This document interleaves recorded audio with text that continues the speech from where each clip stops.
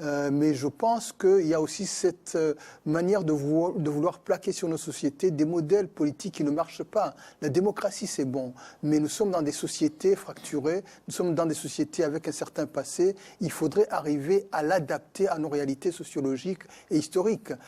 Prenez un exemple, la Grande-Bretagne, c'est une démocratie sans constitution, par exemple. La Suisse a son modèle, les Américains ont leur modèle, mais nous reproduisons mécaniquement des modèles qui ne marchent pas. Et la démocratie, qui devait être un facteur d'apaisement, devient un facteur de fragmentation encore et de tension dans nos sociétés. Donc il faut aussi qu'on arrive à tout. Aujourd'hui, ça doit être vraiment un moment de s'asseoir et de tout repenser, parce que sinon, si nous continuons ainsi, je pense que dans 50 ans, on sera encore plus divisé qu'aujourd'hui. Il y a au moins deux choses qui sont capitales, fondamentales.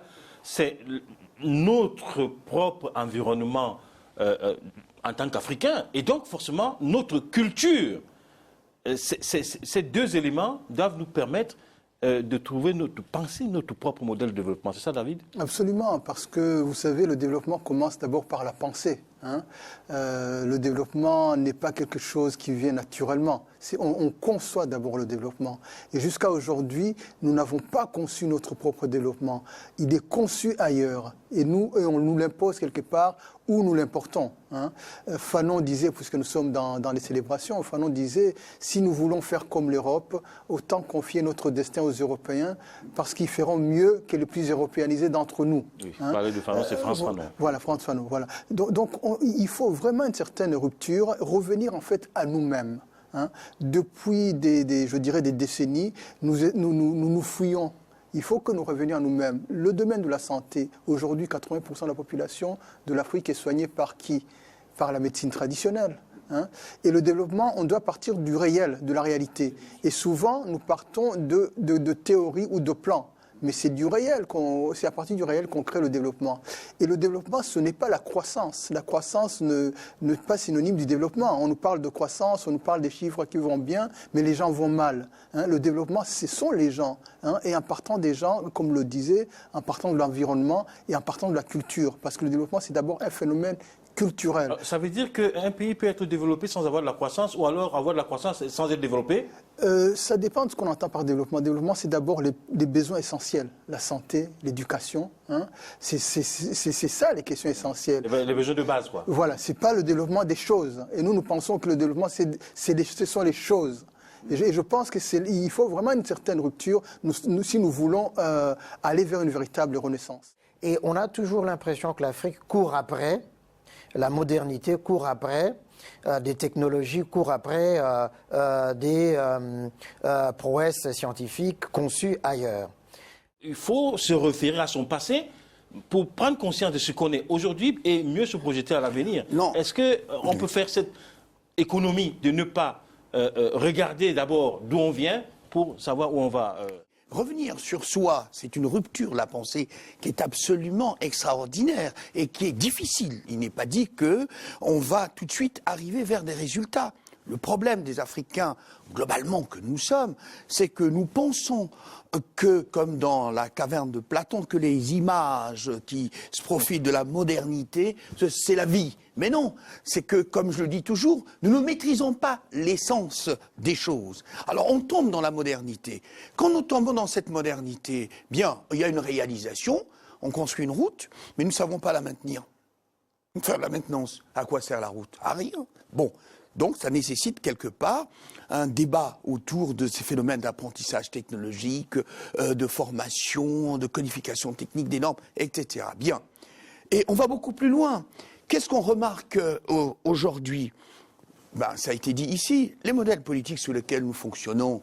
Pourquoi il y a tant de guerres? La démocratie devait être un havre de paix. Chez nous, c'est la guerre. Au nom de la démocratie, on fait la guerre. Enfin, c'est incroyable quand même. Alors que l'on devrait passer par des éléments, effectivement, d'élection, mais pourquoi ne pas récupérer certains éléments qui stabilisaient nos villages? Donc... En mélangeant la modernité et des éléments... C'est contraignant intellectuellement, mais c'est enrichissant parce qu'on est soi-même, on se construit soi-même. Ça veut dire que l'ONEPAD, l'OPIDA, PIDA, c'est-à-dire le programme détaillé de développement de l'agriculture en Afrique, et qui est le plan aussi de développement des infrastructures en Afrique, tout cela, il faut mettre ça de côté parce que ça ne correspond pas à ce qui peut nous aider, nous, en tant qu'Africains, à notre modèle culturel de développement. Pour parler vrai, je crois que ce sont des documents construits pour des bailleurs extérieurs. Absolument. Ce ne sont pas des documents construits à partir des réalités, des besoins et avec la parole des Africains. Et je crois que ça, c'est le défaut essentiel de tous ces documents-là. Vous savez, le combat pour les indépendances, puisque nous parlons des 50 ans de l'OUA, c'était deux choses. C'était la repossession, la reconquête de nos terres et la repossession de nous-mêmes. Et si nous voulons aller loin, si nous voulons construire l'Afrique et pour les 50 prochaines années, il faut que nous reprenions possession de nous-mêmes, que nous commencions à écrire des choses, des projets en partant de nous-mêmes. Et cela ne veut pas dire, comme le disait effectivement Lucien, la fermeture aux autres. Quelque part, c'est ce que Senghor dit, et Césaire dit aussi. Senghor dit enracinement et ouverture au monde. Et Césaire dit, c'est en approfondissant mon particularisme que j'atteins l'universalisme. Donc je pense qu'on a oublié les deux choses, on a oublié ce combat pour la repossession, la reconquête de nous-mêmes, et on est en train aussi d'oublier le combat pour les terres, parce que la question foncière aujourd'hui, l'insécurité foncière, on est en train de nous déposséder de nos terres, et il y a un grand risque, c'est que nous redevenions par le droit étranger chez nous. Par rapport à nos terres. Et donc on est vraiment dans une période cruciale, on ne s'en rend pas compte, mais je pense que justement cet anniversaire-ci, ça doit être l'occasion vraiment de réfléchir à tout cela et de ne pas seulement aller dans la routine classique. Durant les 50 dernières années, on s'est retrouvé devant des impasses. Parce qu'on a pensé à la base, je dirais, en copie. Il faut qu'on revienne au réel. Parce qu'on est déconnecté du réel. C'est ça notre terrible réalité. Nous essayons de faire comme on a vu faire ailleurs. Il faut qu'on revienne à nos peuples, il faut qu'on les écoute, il faut qu'on regarde les priorités, il faut qu'on construise Regardez, on parle du panafricanisme, on parle de l'unité africaine. Nous sommes ici dans une chaîne panafricaine. Comment elle s'est faite ? Elle s'est faite parce que, quelque part, une personne ou des gens ont pris l'initiative. Donc il faut qu'on revienne aux gens qui prennent l'initiative, aux peuples qui prennent l'initiative.